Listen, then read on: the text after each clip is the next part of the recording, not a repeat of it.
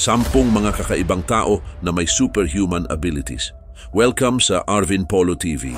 Ang mga tao na nagtataglay ng mga kakaibang kakayahan ay madalas na hinahangaan ng mga tao, partikular na ng mga kabataan. Ito ay sapagkat nakakagawa sila ng mga bagay na hindi pangkaraniwan. Kung minsan pa nga ay napapaisip tayo kung tao ba talaga sila. At ang mga kakayahang ito ay nagdudulot din sa kanila upang makilala sa buong mundo. Ngunit sino-sino kaya sila at ano ang mga kaya nilang gawin? Kaya naman sa video na ito ay kikilalanin natin ang 10 mga tao na may superhuman abilities. Kaya naman simulan na natin. Number 1, Wim Hof. Si Wim Hof o kilala bilang The Iceman ay isang Dutch extreme athlete na may pambihirang kakayahang magtiis sa sobrang lamig. Ipinanganak noong April 20, 1959 sa Sittard, Netherlands. Mahilig si Hof sa malamig na panahon mula bata pa lamang siya. Dahil sa kanyang pagsasanay at karanasan ay nabuo niya ang Wim Hof Method o WHM na isang combination ng cold exposure, breathing techniques at meditation na layuning mapabuti ang kalusugan. Ang WHM ay may 3 bahagi na kinabibilangan ng controlled breathing, cold therapy at commitment o focus. Ang controlled breathing ay binubuo ng malalim na paghinga at breath holding na nagpapataas ng oxygen levels sa katawan. Ang resulta nito ay mas mataas na alertness at energy. Ang cold therapy naman ay dahan-dahang pagkakalantad sa malamig na tubig o yelo na tumutulong sa immune response, blood circulation at mood. At ang commitment naman o focus ay mahalaga para mapanatili ang tamang mindset at disiplina sa pagsunod sa pamamaraan. Kaugnay nito, maraming pag-aaral ang sumuri sa epekto ng WHM sa katawan. Isang kilalang pag-aaral mula sa Radboud University Medical Center sa Netherlands ay nagpakita na ang mga tagasunod ng WHM ay may kakayahang manipulahin ang kanilang autonomic nervous system at immune response na dati ay itinuturing na imposible. Ang mga resulta ng pag-aaral na ito ay nagpapakita na ang pamamaraan ni Hof ay may potensyal na maging makabuluhan sa medicine at kalusugan. Maliban pa rito, si Wim Hof ay nakapag-set din ng maraming world records dahil sa kanyang kakayahan. Kabilang dito ang pag-akyat sa Mount Everest ng nakashorts lamang, paglangoy sa ilalim ng yelo ng 57.5 meters, at pagtakbo ng marathon sa Arctic Circle ng nakashorts lang din. Ang mga gawaing ito ay nagpapakita ng kanyang kakayahang magtiis sa sobrang lamig at nagsilbi namang inspirasyon sa maraming tao na subukan ang kanyang pamamaraan. Bukod sa kanyang mga pisikal na tagumpay, si Hof ay isa ring motivational speaker at author. Number 2, Stephen Wiltshire. Si Stephen Wiltshire ay isang kilalang artist mula sa United Kingdom. Ipinanganak siya noong April 24, 1974 sa London. May autism si Stephen kaya nahirapan siyang magsalita at makipag-usap sa ibang tao. Pero kahit may ganitong hamon, ay ipinakita pa rin niya ang kanyang galing mula pa noong bata siya. Nalaman na may autism si Stephen noong siya ay 3 years old pa lamang. Napansin ng kanyang guro sa Queensmill School ang hilig niya sa pagguhit kaya tinulungan siya nitong pagbutihin ang talento niya. Ang unang salita na sinabi ni Stephen ay paper noong siya ay 5 years old dahil gusto niyang gumuhit. At patuloy siyang gumaling at nakilala dahil sa kanyang kakayahang mag-drawing ng mga eksena mula sa alaala. At isa nga sa mga pinakakilalang kakayahan ni Stephen ay ang mag-drawing ng mga lungsod matapos lamang makita ito mula sa helicopter. Sikat siya sa kanyang detalyadong mga drawing ng mga lungsod tulad ng Tokyo, Rome, Hong Kong at New York. Ang photographic memory niya ay tumutulong sa kanya na mag-recreate ng mga eksena na may napakadetalyado at eksaktong mga drawing. Kaugnay nito, noong 2006 ay pinarangalan siya ng Order of the British Empire o OMBE dahil sa kanyang ambag sa sining. At noong namang 2011 ay nagbukas siya ng sarili niyang gallery sa Royal Opera Arcade sa London kung saan ipinapakita at binebenta ang kanyang mga gawa.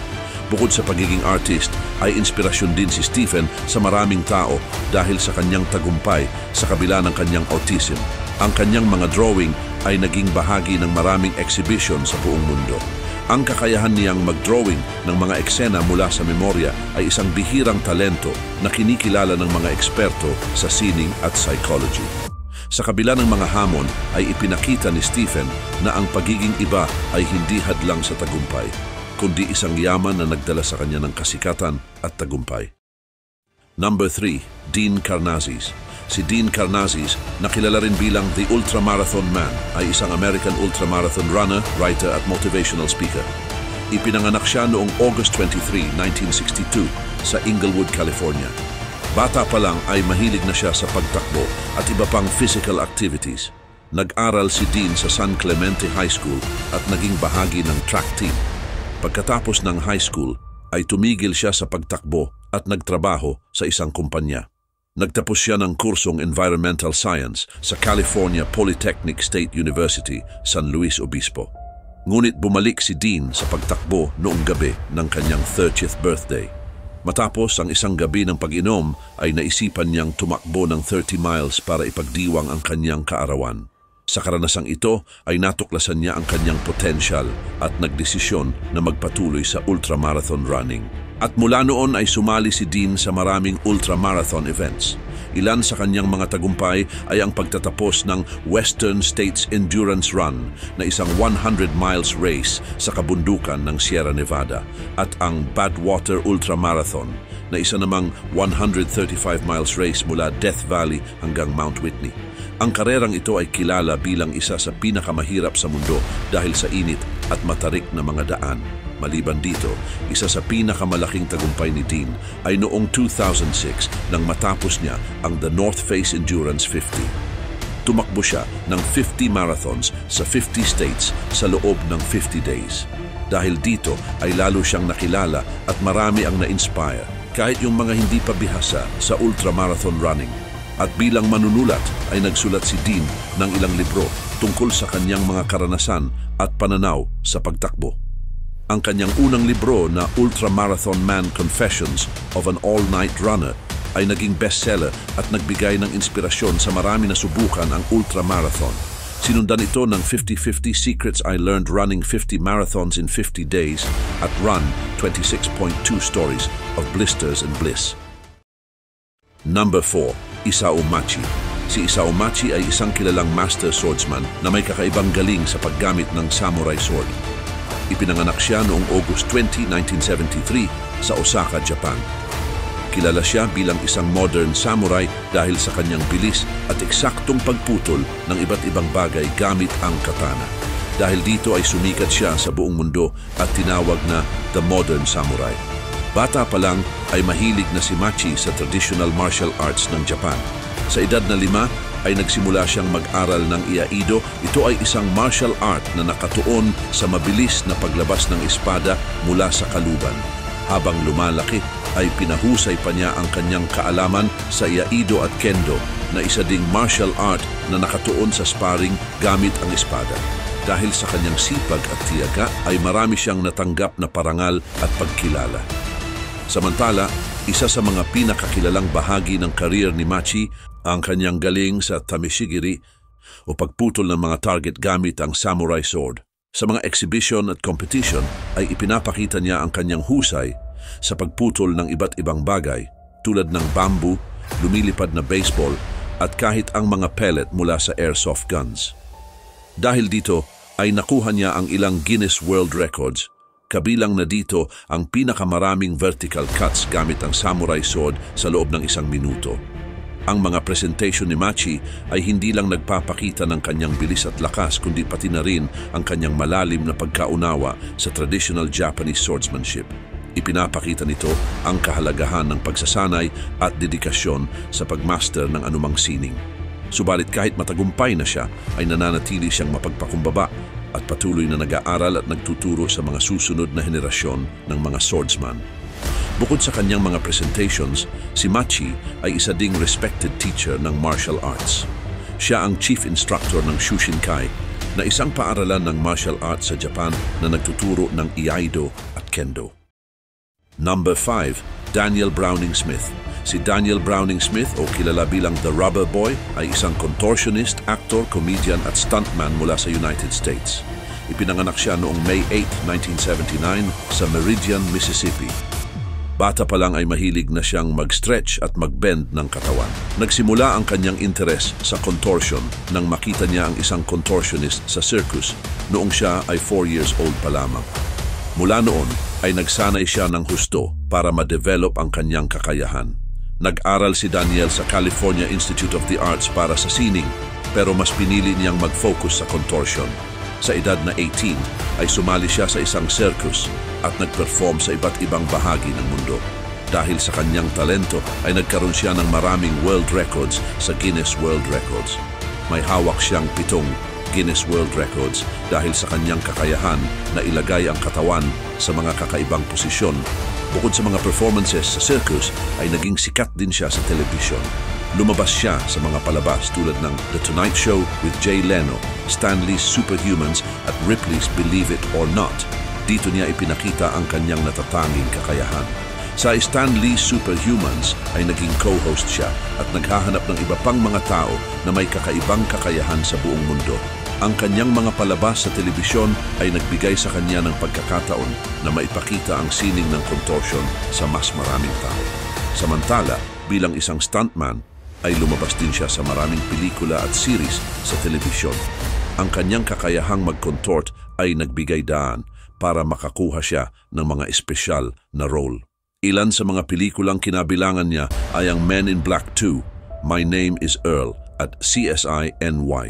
Sa mga proyektong ito ay ipinakita niya hindi lang ang kanyang contortion skills, kundi pati na rin ang kanyang talento bilang isang performer. Sa kabilang banda, si Daniel ay hindi lang performer, kundi isa ding tao na willing magsulong ng contortion bilang isang legitimate form ng sining at sports. Number 6. Michel Lotito. Si Michel Lotito, na tinatawag na Monsieur Mangetout o Mr. Eat All, ay isang French na sumikat dahil sa kanyang kakaibang kakayahan na kumain ng mga bagay na hindi pagkain. Ipinanganak siya noong June 15, 1950 sa Grenoble, France. Nakilala siya dahil sa pagkain ng metal, salamin at iba pang hindi pangkaraniwang bagay. Nagsimulang mapansin ang kanyang talento noong siya ay bata pa lamang. Si Lotito ay may medical condition na tinatawag na pica, kung saan ang isang tao ay nagkakaroon ng pagnanais na kumain ng mga bagay na hindi pagkain. Sa kanyang kaso ay kumakain siya ng mga mapanganib na bagay tulad ng bakal at salamin. Ngunit kahit delikado, ay hindi siya nagkaroon ng seryosong problema sa kalusugan. Ang kanyang tiyan ay tila mas makapalang lining na nagpoprotekta sa kanya laban sa mga matutulis na bagay na kanyang kinakain. Samantala, isa sa mga pinakakilalang bagay na kinain ni Lotito ay isang buong eroplano. Noong 1978 ay sinimulan niyang kainin ang isang Cessna 150 na isang maliit na eroplano. Inabot siya ng halos 2 taon para matapos ang proyekto mula 1978 hanggang 1980. Binabasag niya ang mga bahagi ng eroplano sa maliliit na piraso at kinakain ito ng dahan-dahan, kasabay ng pag-inom ng maraming tubig at langis para madaling malunok. Bukod sa eroplano ay marami pang ibang bagay ang nakain ni Lotito tulad ng mga bike, shopping carts, television at chandeliers. Sa buong buhay niya ay tinatayang kumain siya ng halos 9 tons ng metal. Dahil dito ay itinampok siya sa iba't ibang palabas at documentaries. At noong 2007 ay nakatala siya sa Guinness World Records bilang Greatest Consumer of Metal. Ngunit kahit nakakaiba ang kanyang kinakain, ay nabuhay si Lotito ng normal na buhay. Namatay siya noong June 25, 2007 sa edad na 57, hindi dahil sa kanyang kakaibang pagkain kundi sa natural na dahilan. Number 7. Natasha Demkina. Si Natasha Demkina ay isang batang babae mula sa Saransk, Russia na naging kilala dahil sa kakayahan niyang makita ang loob ng katawan ng tao na parang may X-ray vision. Ipinanganak siya noong 1987 at natuklasan niya ang kanyang kakaibang kakayahan noong siya ay 10 years old. Habang nasa bahay kasama ang kanyang ina, ay bigla siyang nakakita ng mga organs sa loob ng katawan ng kanyang ina. Dahil dito ay dinala siya ng kanyang ina sa hospital upang subukan ang kanyang kakayahan. Sa ospital ay sinabi ni Natasha na nakita niya ang iba't ibang kondisyon sa loob ng katawan ng mga pasyente na ikinagulat ng mga doktor at ng kanyang pamilya. Mabilis na kumalat ang balita tungkol sa kanyang kakayahan na nagdulot ng malaking interes mula sa mga journalist, scientist at mga medical professionals. Sa edad na 15 ay naging kilala si Natasha hindi lamang sa Russia kundi pati na rin sa ibang bansa tulad ng United States at United Kingdom. At noong 2004 ay inimbitahan siya ng Discovery Channel sa isang documentary na pinamagatang The Girl with X-Ray Eyes. Dito ay sinubukan ang kanyang kakayahan sa ilalim ng mga controlled conditions. Ipinakita niya ang kanyang kakayahan sa harap ng mga eksperto, kabilang na ang mga doktor at scientist. Subalit, naging kontrobersyal ang resulta ng kanyang mga pagsusulit. Ang ilan ay nagsabing kahanga-hanga ang kanyang kakayahan, samantalang ang iba naman ay nagsabing hindi ito mapatunayan sa ilalim ng scientific method. Dagdag pa dito, isa sa mga kilalang pag-aaral na ginawa ay isinagawa ng Committee for Skeptical Inquiry o CSI sa United Kingdom. Sinuri ng mga eksperto mula sa CSI ang kanyang mga kakayahan gamit ang iba't ibang experimentations. Sa kabila ng kanyang mga pahayag ay hindi nakapasa si Natasha sa mga pagsubok na ibinigay sa kanya, na nagdulot ng pagdududa sa pagiging totoo ng kanyang kakayahan. Sa kabila nito ay nanatiling matibay ang paniniwala ni Natasha at ng kanyang mga taga-suporta na totoo ang kanyang kakayahan. Number 8. Scott Flansburgh. Si Scott Flansburgh na kilala bilang The Human Calculator ay isang Amerikanong magaling sa mathematics. Ipinanganak noong December 28, 1963 at nakilala dahil sa kakayahan niyang magsagawa ng mahihirap na math problems sa isip ng mabilis at walang tulong ng calculator. Lumaki siya sa Herkimer, New York. Bata pa lang ay magaling na siya sa math. Noong 8 years old siya ay napansin ng kanyang mga guro ang bilis niya sa pag-compute ng numbers at tinawag siyang math prodigy. At kahit magaling siya, ay nanatili pa rin siyang mapagpakumbaba at gustong tulungan ng iba na matuto ng math. Gayon din, si Flansburgh ay nagtuturo at nagpapakita ng kanyang kakayahan sa iba't ibang bahagi ng mundo. Sa kanyang mga presentations ay pinapakita niya kung gaano siya kabilis mag-solve ng math problems. Nagtuturo rin siya ng mga tips para matulungan ng iba na gumaling sa math. Gusto din niyang hikayatin ang mga tao, lalo na ang mga bata, na magustuhan ng math. Bukod sa kanyang mga presentations, nagsulat din si Flansburgh ng mga libro tungkol sa math. Ang kanyang mga aklat, tulad ng Math Magic at The Human Calculator Calendar, ay puno ng mga tips kung paano magiging madali ang math. Sinisikap niyang gawing masaya ang pag-aaral ng math para sa lahat. Maliban pa dito, madalas din siyang makita sa TV. Lumabas siya sa mga palabas tulad ng The Oprah Winfrey Show, Good Morning America at The Tonight Show with Jay Leno. Dito ay pinapakita niya ang kanyang mga kakayahan at pinag-uusapan ang kahalagahan ng pag-aaral ng math. Dahil dito ay mas maraming tao ang naaabot niya. At noong 2001 ay nakuha ni Flansburgh ang Guinness World Record para sa pinakamabilis na pagbilang ng mga numbers sa isip. Napatunayan din niyang mas mabilis siyang mag-compute kaysa sa calculator. Ipinapakita nito kung gaano siya kagaling at kung gaano siya kaseryoso sa math. Bukod pa rito, naging inspirasyon din si Flansburgh sa marami. Number 9. Kim Peek. Si Kim Peek ay kilala bilang isang savant na may pambihirang kakayahan sa pag-alala ng impormasyon. Siya ang naging inspirasyon para sa karakter ni Raymond Babbitt sa pelikulang Rain Man noong 1988 na ginampanan naman ni Dustin Hoffman. Dahil sa pelikula ay nakilala ang kakaibang talento ni Peek sa buong mundo. Si Peek ay ipinanganak noong November 11, 1951 sa Salt Lake City, Utah. Bata pa lamang siya ay napansin na ng kanyang mga magulang ang kanyang kakaibang talento. Sa edad na 2 taon ay kaya na niyang basahin ang 2 page ng libro ng sabay. Kaugnay nito, ang kaliwang mata niya ay nagbabasa sa kaliwang bahagi ng page at ang kanang mata naman ay nagbabasa sa kanang bahagi ng page. Gayon din ay may kakaibang anyo ang kanyang utak dahil kulang o wala ang corpus callosum. At ito ang bahagi ng utak na nag-uugnay sa kaliwa at kanang bahagi nito. At ito marahil ang dahilan kung bakit kakaiba ang kanyang pag-alala ng impormasyon. Karagdagan pa dito, may photographic memory si Peek at natatandaan niya ang halos lahat ng kanyang nabasa o narinig. Sinasabing kaya niyang tandaan ang halos 12,000 na mga libro. Kabilang na ang mga aklat tungkol sa kasaysayan, literature, geography at marami pang iba.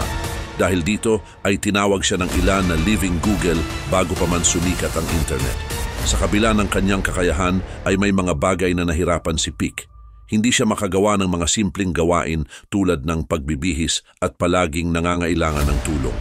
Ang kanyang ama na si Franpic ay laging nariyan upang alagaan siya. Halos buong buhay ni Kim ay magkasama silang dalawa at napakalapit nila sa isa't isa. Samantala, ang tagumpay ng pelikulang Rain Man ay nagdala kay Kim Peek ng pagkilala sa buong mundo. Naging public speaker si Kim at naglakbay sa iba't ibang lugar kasama ang kanyang ama upang magbigay ng mga lecture at ipakita ang kanyang kakayahan. Hindi lang nila ipinapakita ang talento ni Kim, kundi itinaas din nila ang kamalayan tungkol sa autism at savant syndrome. Pumanaw si Kim Peek noong December 19, 2009 sa edad na 58 dahil sa atake sa puso. Number 10. Liu Thao Lin. Si Liu Thao Lin na kilala bilang Magnetic Man ay isang Malaysian na naging kilala dahil kaya niyang magdikit ng mga metal na bagay sa kanyang balat. Ipinanganak siya noong 1930 at nakilala sa huling bahagi ng kanyang buhay dahil sa kanyang kakaibang kakayahan. Maraming tao, pati na ang mga scientist, ang naging interesado sa kanya. Samantala, noong 1991 ay napansin ang kanyang talento nang madikit sa kanyang katawan ang isang bakal na may bigat na 2.2 kilograms. Dahil dito ay nagsimula siyang magpakita ng kanyang kakayahan sa publiko at sa media na nagdala sa kanya ng kasikatan. Maraming experiments ang isinagawa upang malaman kung ang katawan ni Liu Thao Lin ay may tunay na magnetic properties. Ngunit walang napatunayang magnetism. Sa halip ay natuklasan na ang kanyang balat ay may mataas na conflict kung kaya't malakas ang kapit ng mga metal na bagay. Pero bago siya sumikat, si Liu Thao Lin ay isang ordinaryong tao na nagtatrabaho bilang contractor sa isang construction. Kahit na naging sikat siya, ay nanatili siyang mapagkumbaba at namuhay ng simple kasama ang kanyang pamilya. Gayun din, sa kasagsagan ng kanyang kasikatan ay maraming invitations ang natanggap ni Liu Thao Lin para ipakita ang kanyang kakayahan sa iba't ibang bansa at mga TV show. Ipinakita niya ang kanyang kakayahan sa harap ng mga live audience at sa mga palabas tulad ng Ripley's Believe It or Not. Ang kanyang talento ay nagdulot ng maraming haka-haka at teorya mula sa iba't ibang eksperto at mga ordinaryong tao. Ayon sa mga pag-aaral, ang mataas na conflict sa kanyang balat ay maaring dulot ng kanyang genetic makeup, pero walang eksaktong paliwanag kung bakit ganito ang kanyang balat.